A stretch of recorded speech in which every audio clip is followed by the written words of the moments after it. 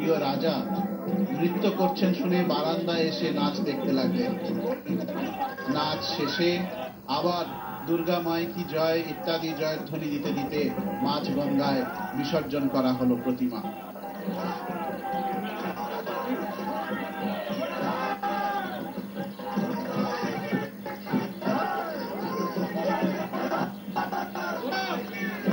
দেবী চলে গেলেন স্বস্থানে, এইটি বিসর্জনের ভাব।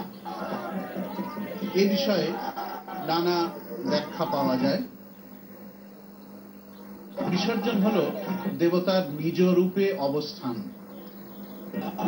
অরূপ তিনি রূপবান হয়েছিলেন, রূপবতী হয়েছিলেন, তিনি তার সেই রূপটিকে বিলয় করে দিলেন, অব্যক্ত হয়ে গেলেন, সেইটি বিসর্জন।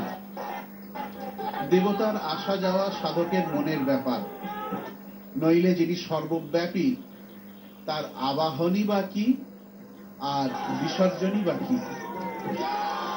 পুজোর দিনগুলিতে সাধকের মন সর্বগতা চিন্ময়ী দেবতাতে, আরাধ্য প্রতিমাতে জাগ্রত রূপে বিরাজমান চিন্তা করে, এরই নাম আবাহন। আর সাধকের মন এই চিন্তা থেকে বিচ্যুত হওয়ার নামই বিসর্জন। শ্রীরামকৃষ্ণ দেবের জীবনে এই ঘটনা রয়েছে। মথুর বাবুর বিসর্জন দিতে অস্বীকার করায় বলেছিলেন, মা কোথায় যাবেন, মা থাকবেন তোমার হৃদয়ে। একবার বিজয়া দশমীর দিন বিজ্ঞানানন্দজি মহারাজ মঠের দুর্গা পূজার তন্ত্রধারককে জিজ্ঞাসা করলেন, মায়ের বিসর্জন কোথায় হবে? তন্ত্রধারক উত্তর দিলেন, কেন, গঙ্গায় যেমন প্রতি বৎসর হয়? বিজ্ঞান মহারাজ বললেন, না না, হৃদয়ে মাকে বিসর্জন দিতে হয়। হৃদয়ে মায়ের নিত্য অধিষ্ঠান। হৃদয়স্থ দেবতাকে প্রতিমায় প্রতিষ্ঠিত করে পূজা করা হয়েছিল, পূজান্তে আবার তাকে হৃদয়ে রাখতে হবে।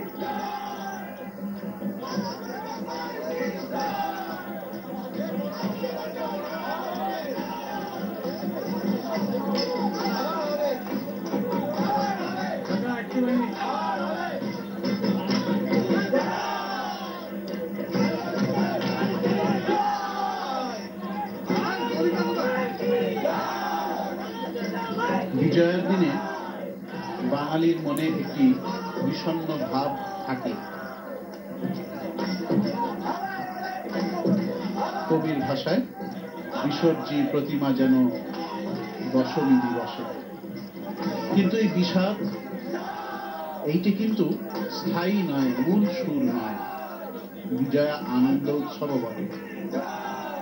যে দেবীকে কেন্দ্র করে সকলে আনন্দ উৎসবে মেতেছিলেন, যার বিরহে সকলেই বিষণ্ণ, তাকে কেন্দ্র করেই কিন্তু আবার একটি আনন্দ উৎসব তার ফিরে যাওয়াকে কেন্দ্র করে। মায়ের সকল সন্তানরা বছরের অন্তত একটি দিনে সমস্ত বিবাদ বিসংবাদ, দেশ বিদ্বেষ সমস্ত ভুলে পরস্পরকে আলিঙ্গন করেন, প্রণাম আশীর্বাদ করেন। কনিষ্ঠরা গুরুজনদের প্রণাম করে নেয় প্রীতিপূর্ণ আশীর্বাদ, বয়স্কদের সঙ্গে করে কোলাকুলি আর শুভেচ্ছা বিনিময়, সঙ্গে মিষ্টি মুখ। দেবীর প্রত্যাবর্তন সেটি কিন্তু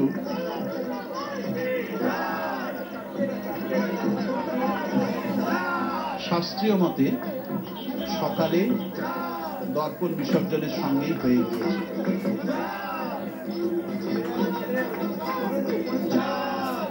সেই সময় তাকে মন্ত্রপাঠের মাধ্যমে বলা হয়েছিল যে আপনাকে স্রোত জলে নিক্ষেপ করছি, দয়া করে আপনি স্বস্থানে প্রত্যাবর্তন করুন।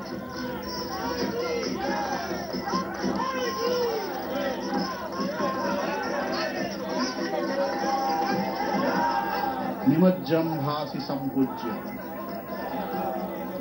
পত্রিকা বর্জিতা জলে। পত্রিকার উদ্দেশ্যে বলা হয়েছিল, নবপত্রিকাকে, দেবীকে বলা হয়েছিল উত্তিষ্ঠ দেবী চামুণ্ডে শুভাম পূজাম প্রগৃহ্য চ রজস্রোত জলে বৃদ্ধৈ স্থাপিতাসি জলে গৃহ। হে দেবী চামুণ্ডে, গাত্রোত্থান করুন। পূজা গ্রহণ করেছেন, পূজা শেষে এরপরে আপনাকে স্রোত জলে আপনাকে স্থাপন করছি, দয়া করে আপনি আপনার স্বস্থানে প্রত্যাবর্তন করুন। এবং স্বস্থানটিও নির্ধারিত করে দিয়েছিলেন।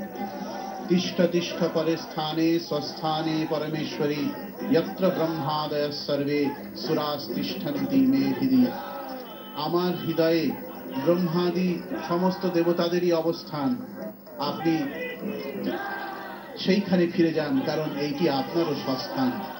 আপনি বাইরে যে আত্মপ্রকাশ করেছিলেন, আবার আপনি অন্তরে গিয়ে নিজের স্বরূপে অবস্থান করুন। কিন্তু এসব সত্ত্বেও তাকে বলা হয়েছিল সংবৎসর ব্যতীতে তু পুনরাগমনায় চ।